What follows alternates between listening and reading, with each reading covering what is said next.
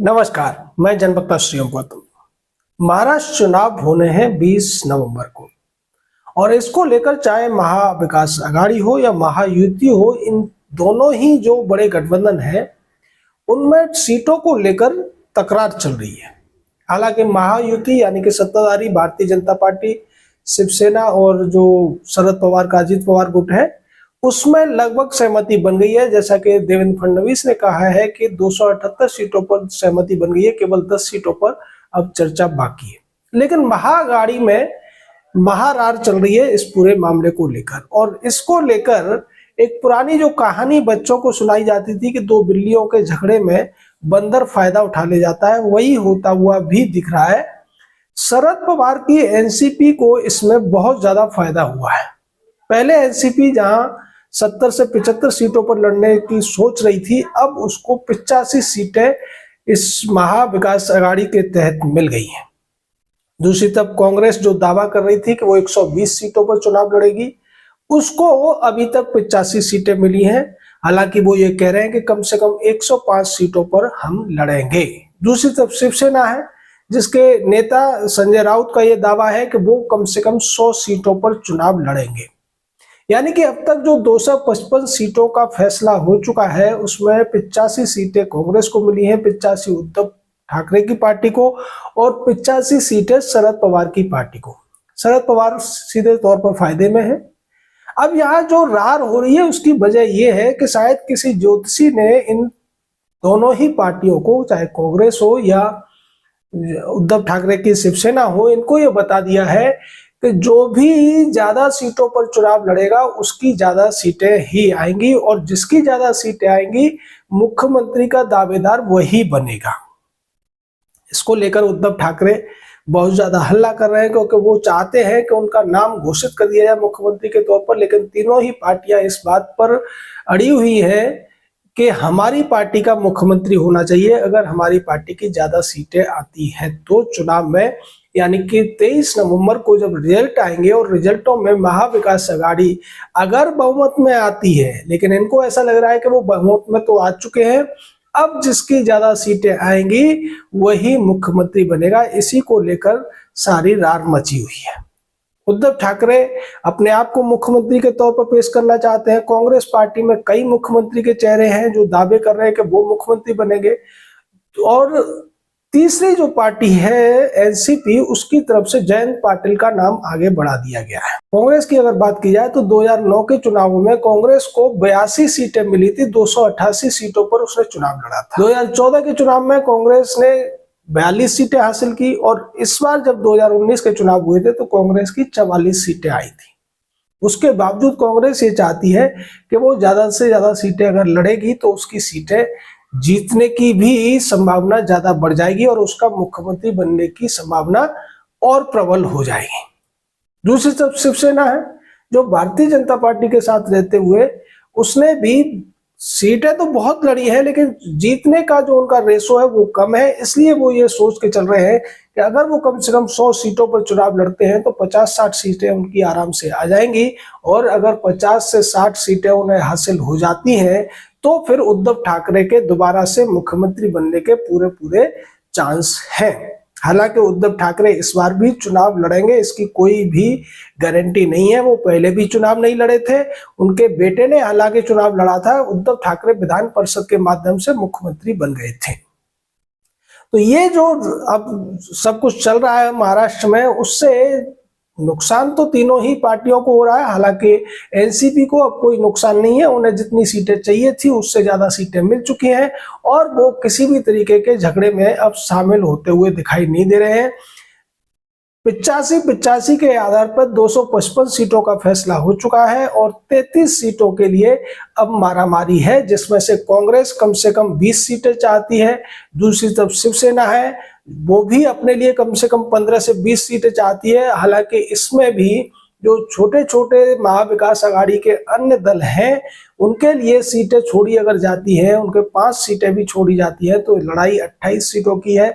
अब 28 सीटों में से 20 कांग्रेस को मिलेंगी या 20 शिवसेना को या 15-15 पे ये मानेंगे, वो तो देखने वाली बात है। लेकिन अभी तक जो कुछ हो रहा है उससे महाराष्ट्र की जनता भी परेशान है कि देखिए ये लोग अभी सीटें ही तय नहीं कर पा रहे हैं, तो चुनाव का रिजल्ट आने के बाद में मुख्यमंत्री पद पर किस तरीके का झगड़ा इन लोगों में देखने को मिलेगा, वो अभी से लोग अनुमान लगाना शुरू कर दिए हैं। तो उद्धव ठाकरे का जो रिकॉर्ड रहा है, पिछली बार के चुनाव में भारतीय जनता पार्टी की ज्यादा सीटें थी, उद्धव ठाकरे की पार्टी से लगभग 2 गुने से ज्यादा सीटें थी भारतीय जनता पार्टी की।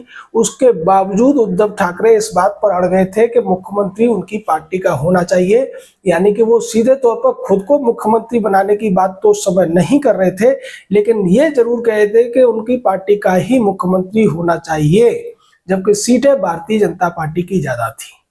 इस अनुभव को कांग्रेस और एनसीपी अच्छी तरीके से जानते हैं। उन्होंने हालांकि उद्धव ठाकरे को ही मुख्यमंत्री बनाया था क्योंकि उन्हें भारतीय जनता पार्टी को सत्ता में आने से रोकना था, और वो तभी हो सकता था जब उद्धव ठाकरे को मनमांगी मुराद मिल जाती। जैसा हुआ भी, उद्धव ठाकरे मुख्यमंत्री बने। लेकिन अब जब चुनाव से पहले ही ये गठबंधन सीटों पर इतनी झगड़ा कर रहा है, तो उस स्थिति में ये तो तय मानिए कि चुनाव का रिजल्ट आने के बाद यदि कोई संभावना ऐसी बनती है कि महायुति की बजाय, यानी भारतीय जनता पार्टी एकनाथ शिंदे अजीत पवार गुट की बजाय इनका बहुमत आता है, तो उस स्थिति में मुख्यमंत्री उसी पार्टी का नेता बनेगा जिसकी ज्यादा सीटें जीतकर आई होंगी। कांग्रेस पार्टी के पिछले 3 चुनावों के रिजल्ट को अगर देखा जाए तो 288 सीटों पर लड़ने के बावजूद उनका जो अधिकतम आंकड़ा रहा है वो 82 का रहा है, फिर 42 और फिर 44। वही स्थिति उद्धव ठाकरे की पार्टी की है। उनको भी ये उम्मीद नहीं है कि 50 से ज्यादा सीट वो इस बार जीत पाएंगे, और ऐसा ही अनुमान एनसीपी के बारे में लगाया जा रहा है। यानी अगर ये मान भी लिया जाए कि इस गठबंधन को, महाविकास आघाड़ी को अगर बहुमत मिलता भी है, जो बहुमत का आंकड़ा बैठता है करीब 145 के करीब, 144-45 का आंकड़ा है, अब उसमें से अगर तीनों पार्टियों की सीटें देखी जाए तो 50 और 40 के बीच में तीनों पार्टियों को सीटें हासिल हो सकती है, अभी का जो प्रोबेबिलिटी का सिद्धांत कहता है उसके अनुसार। वैसी स्थिति में जिस भी पार्टी की 50 सीटें आ जाएंगी उसका मुख्यमंत्री होगा, और इसी वजह से कांग्रेस और उद्धव ठाकरे की शिवसेना आपस में सीट बंटवारे पर भिड़ती हुई नजर आ रही है। कांग्रेस पार्टी के जो तमाम नेता हैं, चाहे बट्टीवार हो, चाहे नाना पटोले हो, या दूसरे अन्य नेता हो, या दिल्ली में बैठे हुए नेता हो, वो ये मान के चल रहे हैं कि अगर कम से कम 100 सीटों पर चुनाव लड़ा जाएगा और 60% का उसमें सक्सेस रेट भी मान लिया जाए तो भी 50 से 60 सीटें आराम से आ सकती हैं। लेकिन अगर हम चुनाव ही 90-85 सीटों पर लड़ेंगे या 100 से कम सीटों पर चुनाव लड़ेंगे, तो उस स्थिति में 50 से सीटें कम आने पर मुख्यमंत्री बनने का सपना हमें छोड़ना पड़ेगा। तो यही स्थिति आज इस गठबंधन की रार का कारण है। दूसरी तरफ अगर महायुति की बात की जाए तो उसमें तो लगभग तय है कि अगर महायुति यानी कि बीजेपी और शिवसेना और अजीत गुट का जो बहुमत आता है, तो निश्चित तौर पर वहां पर देवेंद्र फडणवीस के मुख्यमंत्री बनने के ही पूरे चांसेस हैं। देवेंद्र फडणवीस इस बार भी मुख्यमंत्री बन सकते थे, लेकिन उन्होंने भारतीय जनता पार्टी ने एकनाथ शिंदे को मुख्यमंत्री बनाया, और देवेंद्र फडणवीस तमाम अपनी सीनियरिटी को दरकिनार करते हुए भी उन्होंने उप मुख्यमंत्री का पद संभाला था, जबकि देवेंद्र फडणवीस के मंत्रिमंडल में ही एकनाथ शिंदे मंत्री रह चुके थे। लेकिन अब जब चुनाव का रिजल्ट 23 नवंबर को आएगा और अगर भारतीय जनता पार्टी वाला गठबंधन जीतता है, तो निश्चित मानिए कि देवेंद्र फडणवीस को ही मुख्यमंत्री बनाया जाएगा। हालांकि उन्हें पहले दिल्ली भेजने की बात चल रही थी, केंद्र में मंत्री या भारतीय जनता पार्टी के अध्यक्ष बनाए जाने तक की बातें हो रही थी, लेकिन अब चूंकि वो चुनाव लड़ रहे हैं और पूरे चुनाव को वही नियंत्रित कर रहे हैं महाराष्ट्र में, तो ये निश्चित है कि भारतीय जनता पार्टी गठबंधन की तरफ से मुख्यमंत्री पद के दावेदार वही हैं। लेकिन दूसरी तरफ महाअघाड़ी में मुख्यमंत्री कौन बनेगा ये तब तक निश्चित नहीं हो सकता जब तक के 23 नवंबर का रिजल्ट ना आ जाए। और रिजल्ट आने के बाद भी अगर शिवसेना उद्धव ठाकरे गुट की सीटें 50 के आसपास आ जाती हैं तो फिर शिवसेना इस बात पर जरूर अड़ेगी कि मुख्यमंत्री उद्धव ठाकरे को ही बनना चाहिए। और यही वजह है कि कांग्रेस हर हालत में 100 से 110 के बीच में सीटें चाहती है। उनको ये लगता है कि अगर हम 110 सीटों पर चुनाव लड़ेंगे तो 60 सीटें हम जीत जाएंगे, जबकि वो अपने पिछले पुराने रिकॉर्ड को भूल गए हैं कि 288 सीटों पर लड़कर भी वो 82 जीत पाए थे। फिर भी दोबारा से जब 288 पर लड़े तो केवल 42 सीटें आई थी, और पिछली बार जब वो एनसीपी के साथ गठबंधन में लड़े थे तब उनकी 44 सीटें आई थी। यानी कि कांग्रेस का आंकड़ा 50 छू पाएगा इसकी कोई गारंटी नहीं है। वो ये स्थिति उद्धव ठाकरे के गुट की है, क्योंकि लोकसभा चुनावों में भी जो सक्सेस रेट रहा है उसके हिसाब से उद्धव ठाकरे अगर 100 सीटों पर भी चुनाव लड़ते हैं तब भी वो 50 का आंकड़ा छू पाएंगे, इसकी बहुत कम संभावना है। अगर अभी के जो ताजा आंकड़े और ताजा रुझानों को देखा जाए और महाराष्ट्र में जिस तरीके की राजनीतिक सरगर्मी चल रही है उसके आधार पर तो ऐसा लगता है कि उद्धव ठाकरे की पार्टी को 40 सीटें भी नसीब हो जाए तो ये भी बहुत बड़ी बात होगी। और यही वजह है कि उद्धव ठाकरे और संजय राउत बार बार मुख्यमंत्री का पहले से ही घोषणा करवाने की बात कर रहे हैं। वो ये कह रहे हैं कि उद्धव ठाकरे चूंकि इस गठबंधन के मुख्यमंत्री रह चुके हैं तो उनका नाम ही मुख्यमंत्री के तौर पर आगे कर दिया जाए। लेकिन इस मामले में जयंत पाटिल का नाम आगे बढ़ाकर शरद पवार ने उनको एक तरीके से तगड़ी मार दी है।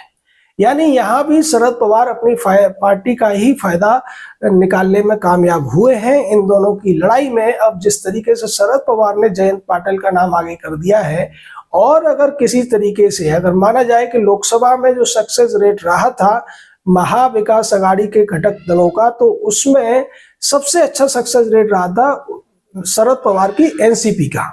अगर जो विधानसभा के चुनाव हैं जो 20 नवंबर को होने हैं उनमें भी यही स्थिति दोहराई जाती है।